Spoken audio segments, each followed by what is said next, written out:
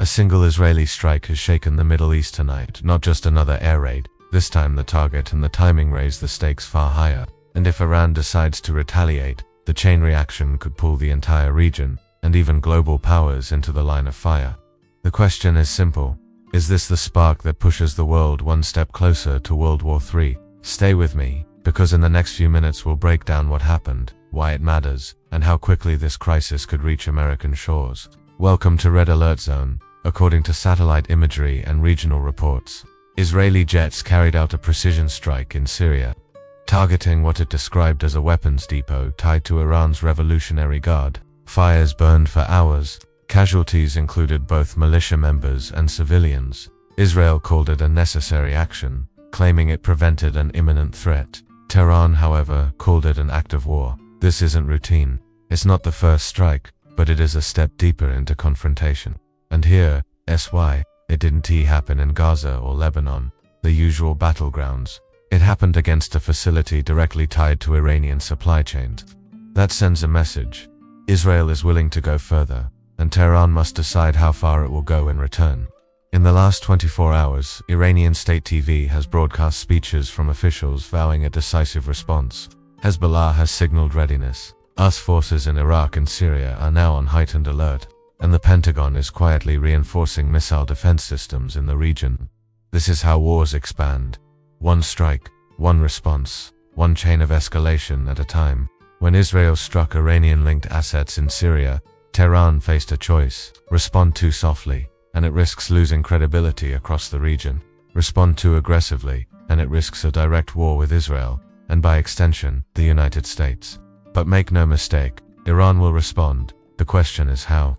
The first option is the most likely. Proxy warfare. Iran doesn't have to fire a missile directly from its own soil to make its point. Hezbollah in Lebanon has tens of thousands of rockets ready to fire across Israel's northern border. Militias in Iraq, armed with Iranian drones, can hit US bases within hours. The Houthis in Yemen, already targeting Saudi Arabia and the Red Sea, could expand their strikes to threaten Israeli ports or Western naval vessels. Each action would be deniable, yet every actor in the region would understand exactly who gave the order. The second option is economic. Iran holds one of the world's most powerful choke points in its grasp, the Strait of Hormuz, where nearly 20% of global oil passes each day. Even the suggestion of closing that waterway can send energy markets into chaos. Oil prices spike, tanker insurance premiums climb, gasoline in the United States could jump overnight, adding pressure to households already struggling with inflation. For Tehran, this is a weapon as powerful as any missile, and it doesn't require firing a single shot. The third option is the most dangerous: a direct confrontation. Iran could launch ballistic missiles against Israeli cities, daring the Iron Dome and Arrow defense systems to stop them. Such an attack would be a red line for Washington. With American troops already stationed across the region, the likelihood of US casualties skyrockets. One strike on a US facility in Qatar or Bahrain, even by mistake, could trigger a military response far larger than anyone wants. And this is where the chain reaction begins. The Pentagon has already raised alert levels. US naval assets in the Mediterranean and the Persian Gulf are shifting into defensive postures. European allies are quietly moving air defense systems closer to NATO's eastern flank, worried that escalation could spill into their territory. Once article for consultations begin inside NATO, the step before collective defense, the alliance is effectively preparing for confrontation. Meanwhile, Moscow and Beijing are watching closely. Russia, bogged down in Ukraine, has every incentive to see the US tied down in the Middle East. China, dependent on Gulf oil, may push itself into the role of mediator, offering balance while expanding its influence at America's expense. If Israel and Iran collide, the conflict stops being regional. It becomes a stage for global power competition. For ordinary Americans, the effects won't take months to appear. They will hit in days. Gas prices climbing, grocery bills swelling as shipping costs rise. News alerts of cyber attacks on banks or hospitals, traced back to Iranian-linked groups. Families watching loved ones in the National Guard being called up for extended deployments. The war won't feel distant, it will feel uncomfortably close. Wars do not always start with a single explosion. They start with momentum. Step by step, option by option, a local strike becomes a regional war. And if Iran chooses to escalate on more than one front, proxy, economic and direct, The line between a limited clash and a global crisis blurs. The moment Israel and Iran collide, the United States is already in the crossfire. Why? Because America is not a distant observer. It is a stakeholder in almost every layer of this conflict. US troops are stationed across Iraq, Syria, Kuwait, Qatar, and Bahrain. US aircraft patrol the skies over the Mediterranean. US warships guard the sea lanes of the Persian Gulf. The infrastructure of American power is already in place, and that means any escalation will almost certainly pull Washington deeper into the fight. The military front, imagine this. A drone, launched by an Iranian-backed militia in Iraq, crashes into a US base, killing American soldiers. The pressure on Washington to retaliate would be immediate. Congress, the Pentagon, and the White House would face a choice: ignore the strike and risk looking weak, or respond and risk escalation. History suggests the latter. Since World War II, the United States has rarely allowed attacks on its forces to go unanswered. And once America retaliates, NATO is pulled closer. Turkey, a NATO member, sits on Iran's doorstep. If Iranian missiles or drones spill into Turkish territory, Article 4 consultations could be triggered. That's the step before Article 5, the collective defense clause that says an attack on one is an attack on all.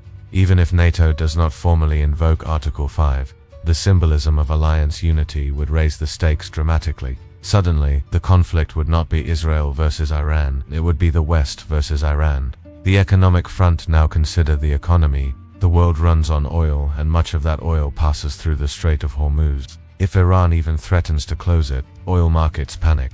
The price of crude shoots up. Gas stations in America raise prices within days. Grocery bills climb as shipping costs surge. Airlines slash routes. For families already struggling with inflation, the hit would be immediate and painful. But oil is not the only vulnerability.